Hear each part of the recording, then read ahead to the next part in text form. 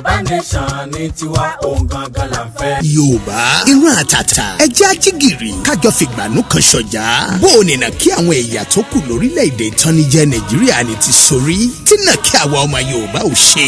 Ìdí abáre táwa òpómúlérú ọmọ Yorùbá tó ń bẹ́ndẹ́kọ̀ àwùsí àti dùrùmọ̀ àwùsẹ̀. Délé ọ̀kẹ́kẹ́ tó mẹ́yìn erin fan nílùú USA fi ṣàgbékalẹ̀ àràgbá yamuyamu ìpolongo gbígbòmìnira orílẹ̀‐èdè Yorùbá.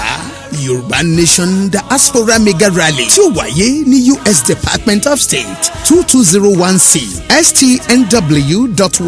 DC 20520 ìyẹn ní Thursday ọjọ́ 21 oṣù kẹta ọdún 2022 yìí láago 8 àárọ̀ kùtù sí 5 ìrọ̀lẹ́. Yorùbá ó tó gẹ́ lórílẹ̀‐èdè ẹlẹ́tàn tó kún fún tàjẹ̀ sílẹ̀ irọ́ àti jìbìtì orí ẹ̀rọ ayélujára ìmọ̀tara ẹni nìkan níbi táwọn àtọ̀húnrìnwá ti ń fipá báwọn obìnrin Yorùbá lò wọ́n ń rẹwà jẹ wọ́n tún ń rẹwà dànù nílẹ̀ bàbá wa pabambarì ní takíkanjú àjìjàngbara ọmọ Yorùbá ni olóyè Sunday Adéyẹmọ Ìgbòho ṣá tíjọba amúnisìn Nàìjíríà ń tẹ̀tọ́ rẹ̀ lójúmọ́lẹ̀ torílẹ̀-èdè Benin tún fi sáhàmọ́ lọ́nà àìbófinmu ó tó gẹ́ẹ̀ ẹ bá wa tú Ìgbòho sílẹ̀ tógun kọ́ tìjà kọ́ ìpolongo ìta gbangba fún Yorùbá Nation yìí lọ́nà àbáyọ torí pé ẹnu ara ẹni la fi ń kọ́ mi jẹ Yorùbá ò ṣẹrú mọ́. Láti kópa níbi ìpolongo yìí tàbí fún àlàyé lẹ́kùnrẹ́rẹ́ ẹ lè kàn sí àwọn olùkéde wọ̀nyí Prophet Ayọ̀délé Ológunlolúwa Chairman Yoruba Nation Diaspora Mega Rally USA